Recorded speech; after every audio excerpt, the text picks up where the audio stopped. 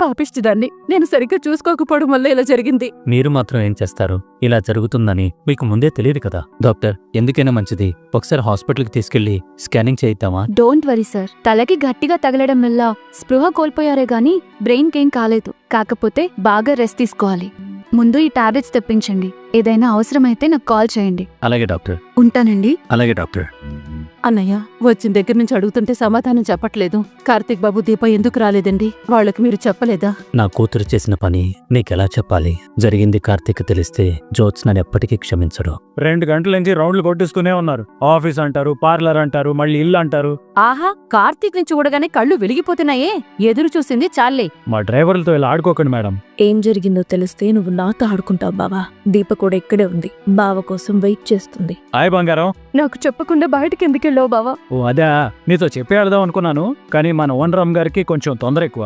ఆ తొందర ఏంటో నాకు అర్థం కాదు. తీసుకెళ్లి ఊరంతా రౌండ్లు కొట్టించింది. నువ్వేమో కారుతో రౌండ్లు కొడుతున్నావు, మీ ఆవిడేమో కళ్లతో రౌండ్లు కొడుతోంది. ఏం నా కోసమే? కళ్ళేంటి అలా ఉన్నాయి? ఏడ్చావా? ఏమైంది? ఇలా చెప్తాను. బావా బావా ఆగు. ఏ డ్రైవర్, ఏహే తీసుకుపోతే తీసుకుపోని. ఏం చెప్తుంది? కాంచన పడిపోయిందన్న డ్రామా వర్కౌట్ కాలేదు బావా అని చెప్తుంది. అది డ్రామా కాదు, నిజమే. మరి ఈ విషయం నాతో ఎందుకు చెప్పలేదు? జోష్న నన్ను మీ దగ్గర రానివ్వలేదు, మిమ్మల్నేమో నన్ను కలవనివ్వలేదు. అప్పటికి పిలుస్తూ కారు వెంట పడ్డాను, కానీ నువ్వు వెళ్ళిపోయావు బావా. ఎందుకంత సౌండ్? నాకిలాగే ఇష్టం. జోస్న కారులో సౌండ్ పెంచింది ఎందుకే అనమాట. ముందు ఇంటికి వెళ్దాం పద. అక్కడ అమ్మకేమన్నా జరగాలి. ఇది చచ్చిందే నా చేతిలో. బావా, అత్తయ్య కోసం మా నాన్న వెళ్లారు. మామయ్యకి ఎలా తెలుసు? మా మాటలు విన్నారు.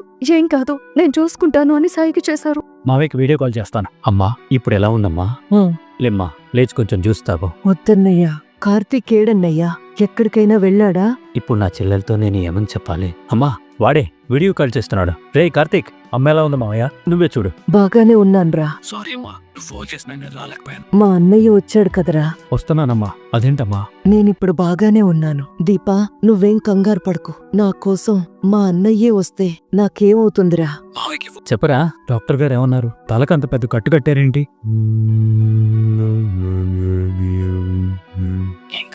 కింద పడిపోయింది. చెల్లమ్మా, చిన్న దెబ్బే. జ్యూస్ తాగమ్మా. 2 రోజులు రెస్ట్ తీసుకుంటే సరిపోతుంది. నా కూతురు చేసిన పనికి నేను సారీ అడుగుతున్నాను రా. నువ్వు సారీ అడగటమేంటి మావయ్య?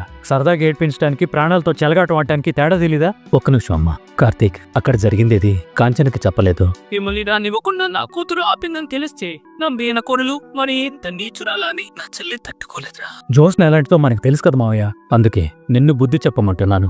ఏం చేస్తావో చెయ్యి, కానీ దారిలోకి తీసుకునిరా. ఒక్క మాటలో చెప్పాలంటే దీప ఎలా ఉంటుందో జ్యోత్స్నని అలా చూడాలనుకుంటున్నాను. అది జన్మలో జరగదు మావయ్య, ఎందుకంటే దీపే నీ కూతురు. అదేంటి బావా అలా అనేసా? అదే మావయ్య, జోస్న దీపలు అవ్వాలన్నావు కదా, నీ కూతురు దీపలు అవ్వలేదని పోయి అలా అన్నాను. నువ్వు ఎలా అన్నా నాకు పర్వాలేదురా, ఎందుకంటే దీప కూడా నా కూతురు లాంటిది. నువ్వేం బాధపడకు మావయ్య. నా చెల్లికి నేను ఉన్నానని నువ్వు అన్నావు కదా. ఈ మావయ్యకి మేనల్లుడు ఉన్నాడు, సారీ అల్లుడు ఉన్నాడు. ఈ అల్లుడు ఉండగా నీకేం కాదు మావయ్య. ఉంటాను. అమ్మ జాగ్రత్త. సరేరా. ఇప్పుడు నువ్వు ఆవేశపడకు బావా. జోస్ను ఏం చేసిందో తెలిసిన తర్వాత కూడా ఏం అనకుండా వదిలేయమంటావా? వాడిప్పుడు నేను వదులుతాడనుకున్నావా? ఏం చేస్తాడో చెప్పు తీసి దవడపళ్ళు రాలగొడతాడు. గ్రానీ, చీనోర్మై, వాడికి అసలే తల్లంటే ప్రాణం. అది అబద్ధం అనుకున్నానో అంటానో. ఏం చెప్పుకుంటావో చెప్పుకో. నీతో ఉంటే నాకు దెబ్బలు పడేలా ఉన్నాయి. నేను పోతానే బాబు. నాకేం తెలీదు, దీంట్లో నాకే సంబంధం లేదు. గ్రానీ, నువ్వు బూరుకోవే. నీకేం తెలీదు, నీకేం సంబంధం లేదు. నువ్వేదైతే అడగడానికి వచ్చావో అది నాకు సంబంధం లేదు. నేనేం అడగడానికి వచ్చాను? అది నువ్వే అడగాలి. అడగడానికి రాలేదు. లాగి తట్టి. బావా, ఏంటోనరం గారు కళ్ళు మూసుకున్నారు? మీ హెయిర్ లో ఏదో ఇరుక్కుందంట. ఇలాంటివి లాగే వెళ్తాదా అని చెప్తున్నా. ఏంటి దీపా, నువ్వు ఇంట్లో ఉండి ఏం చేస్తున్నావు? అమ్మగారిని చూసుకోవాలి కదా. అమ్మాయి గారు వచ్చింది మీతోనే కదా? అవునవును, నాతోనే వచ్చారు. కానీ దీపా, నా మనసులో లేదు దీపా. ఏమైంది బావా? మనుషుల్లో మానవత్వం చచ్చిపోయింది. రోజు రోజుకే రౌడీలా తయారవుతున్నారు. ప్రేమలకి పాడి కడుతున్నారు. మరి వాళ్ళ ఉద్దేశాలేంటో, వాళ్ళ లక్ష్యాలేంటో తెలియదు, కానీ ఏదో ఒక రోజు ఎవరో ఒకరి చేతిలో గట్టిగా తన్నులు తింటారు. ఒరే, ఎవరి గురించిలా మాట్లాడేది? మానవత్వం లేని మనుషుల గురించి. మీ గురించి అని మీరు అనుకుంటున్నారా? నేనెందుకు అనుకుంటావు? ఎందుకు అనుకుంటారులే, మనం చేసింది అంతకు మించిన పాపాలు కదా. బావకి దీప ఈ ఇంటి వారసురాలని తెలిసిపోయినట్టే మాట్లాడుతున్నాడు. కార్తిక్ బాబు, వదిలేయండి ప్లీజ్. కొందరు ఊరికే వదలకూడదు దీపా. మనం వదిలేసినా చేసిన పాపాలైతే వదిలిపెట్టవులే. ఎవర్రా పాపాలు చేసింది? నువ్వెందుకు? పాపాలు అనగానే భుజాలు తడుకుంటున్నావు. నువ్వేమన్నా చేసావా? పాపాలు చేయడం మా ఇంట వంట లేదు. అలాగే అదే చూద్దాం. 100 గొడ్లు తిన్న రాబంధువు ఒక్క గాలివానికి నేల రాలి చచ్చిందంట. అలాగే పాపాలు పండి నేల రాలే రోజు తొందరలోనే వస్తుంది. పదమరదల మన పని మనం చేసుకుందాం. ఇదిగో నరసమ్మ, నా ఫ్యామిలీ సేఫ్. మంచి వాళ్ళకి మంచి వాళ్ళు ఎప్పుడు తోడుగానే ఉంటారు. ఈ మొక్క తల తెక్కల దానికి చెప్పు. పద బంగారం, మనం వెళ్దాం. బావ కొడతాడు తిడతాడు అన్నావు, అసలు అత్త గురించి మాట్లాడలేదు కదా. ఇక్కడ మాట్లాడలేదంటే అది ఇంకెక్కడో మాట్లాడతాడని అర్థం. మరి అంత రిలాక్స్డ్ గా ఉన్నారేంటి? ఫ్యామిలీ సేఫ్ అని చెప్పాడు కదా, ఏదో ఏర్పాట్లు చేసుంటాడు. పాపాలంటాడేంటి? మన గురించి తెలిసిపోయిందా? నాకు కొంచెం డౌట్ ఉంది, కానీ వాడి మైండ్లో ఏదో ప్లాన్ ఉంది. వాడు ఇండైరెక్ట్ గా వార్నింగ్ ఇచ్చి వెళ్ళాడు అంటే నెక్స్ట్ మనకు ఫుల్ కోటింగ్ ఉందన్నమాటే. ఎందుకైనా మంచిది, కొంచెం జాగ్రత్తగా ఉండడం మంచిది. బావ ఏం చేయబోతున్నాడో? అత్త గురించి నన్నెందుకు డైరెక్ట్ గా తిట్టలేదు? థ్యాంక్స్ బావా. ఎక్కడ ఆవేశపడతావో అనుకున్నాను. నువ్వే చెప్పావు కదా, ఎవరికి ఎక్కడ ఎవరితో బుద్ధి చెప్పించాలో వాళ్ళతోనే చెప్పించాలని. నీ కోరిక నేను తీరుస్తాను మరదలా. దెబ్బకి చిన్న మరదలికి పట్టిన దెయ్యం వదలగొడతానుగా. మన టైం అసలే బాలేదు. నువ్వు అనవసరంగా కౌంటర్లేసి చీ అనిపించుకోకు, ఓకేనా? సరే. దశరథేడి? వస్తున్నాను నాన్న. దశరథ, ఉదయం నుంచి కనిపించలేదు. ఆఫీస్కి వెళ్ళావా? థ్యాంక్స్ అండి, మీరు చేసిన సాయం మేము మర్చిపోలేము. నేనైతే చిన్నసారి చేసిన సాయం బతికినంత కాలం గుర్తుపెట్టుకుంటాను. అంత సాయం నువ్వేం చేసావు దశరథ? పిండు మనల్ని ఎక్కడ ఇరికించాలో అక్కడ ఇరికిస్తున్నాడే. పోదామా?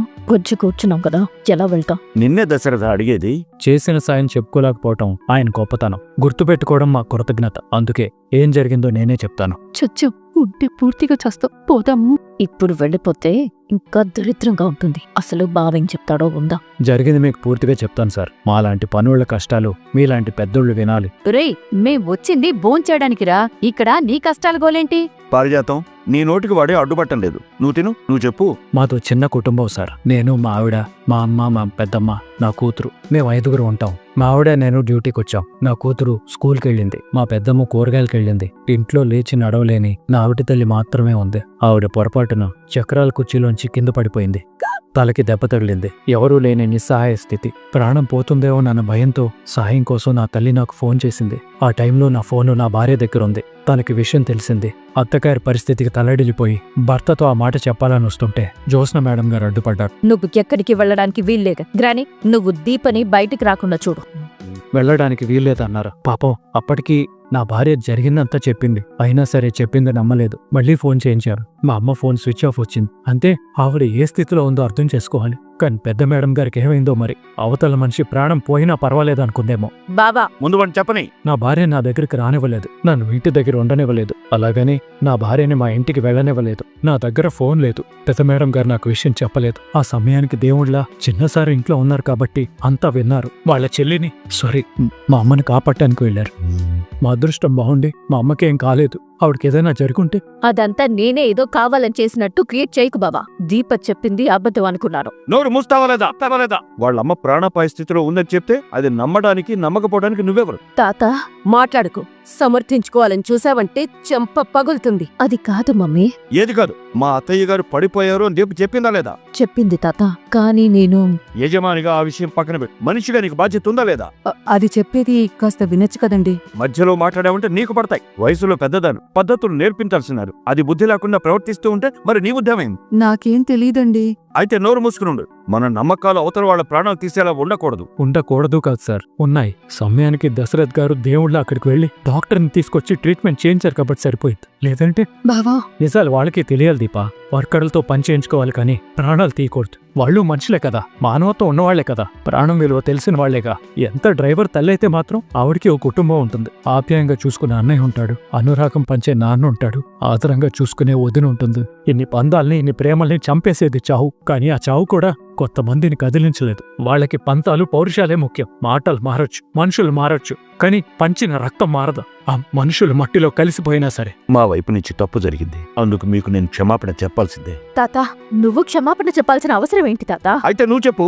దీప వాళ్ళ అత్త గురించి చెప్పగానే నీ స్థానంలో నేనుంటే వెళ్ళమనడం కాదు, తీసుకెళ్లి ఇంటి దగ్గర దింపేవాడిని. అవసరమైతే సాయం చేసేవాడిని. కానీ నువ్వేం చేశావు? బుద్ధితో కాకుండా బుర్రతో ఆలోచించావు. అహంకారం తన్నుకొచ్చి మానవత్వం చచ్చింది. తాత, నువ్వు మాట్లాడుకో. నా కూతురికి బుద్ధి చెప్పు అని మావయ్య చెప్పాడు, నేను చెప్పడం కాదు, చెప్పాల్సిన వాళ్ళతో చెప్పిస్తేనే కరెక్ట్గా ఉంటుంది. నువ్వు సరే అని వదిలేసి ఉంటే దీప వెళ్ళేది, లేదా కార్తీక్ వెళ్ళేవాడు. నువ్వు దీపని ఆపడం వల్ల నా కొడుకు వెళ్లాల్సిన పరిస్థితి ఏర్పడింది. వెళ్ళి ఆ మనిషికి సేవలు చేయాల్సి వచ్చింది. అంటే నువ్వు సమస్యను ఏ స్థాయికి తీసుకెళ్లావో ఆలోచించు. కొంతమంది వల్ల దీనికి మధ్య మతి సరిగా పనిచేయడం లేదు. నువ్వు నన్నే అంటున్నావు. నాన్న, కాంచనకిప్పుడు బానే ఉంది, ఏం ప్రమాదం లేదా, రెస్ట్ తీసుకుంటే సరిపోతుంది. నేను అడగలేదు కదా, అడగకుండానే వివరాలు అవసరం లేదు. జ్యోత్స్న, ఏంటి ఇంకా అలాగే చూస్తున్నావు? దీపకి సారీ చెప్పు. తాత, తప్పు ఎవరు చేసినా తప్పే. దానికి చిన్న పెద్ద అని మినహాయింపు లేదు. ఓనరు వర్కరు అని వ్యత్యాసం లేదు. క్షమాపణ చెప్పాల్సిందే. ఎందుకులేండి పెద్ద సార్, అలాంటి వర్కర్ల ప్రాణాలంటే మీలాంటి ఓనర్లకి లెక్కలేదులేండి. విన్నావా వాడేమంటున్నాడు? అంటాడండి, వీడికి మధ్య వెటకారం బాగా ముదిరింది. నీ సంగతి తర్వాత చెప్తాను, ముందు నువ్వు సారీ చెప్పు. నేనే చేశానండి. నన్ను పోనివ్వకుండా ఆపింది మీరే కదా. అర్థమైందా? మంట ఎక్కడ పెట్టాలో అక్కడ పెట్టి చచ్చారు కదరా. సారీ చెప్పు. సారీ చెప్పకపోతే వదిలేటట్టు లేరు. చచ్చినట్టు సారీ చెప్పాల్సిందే. నీ పొగరు దిగాలి జోష్న. నా కూతుర్ని దారిలో పెట్టాలంటే వీళ్ళే కరెక్ట్. చెప్పు. సారీ దీపా,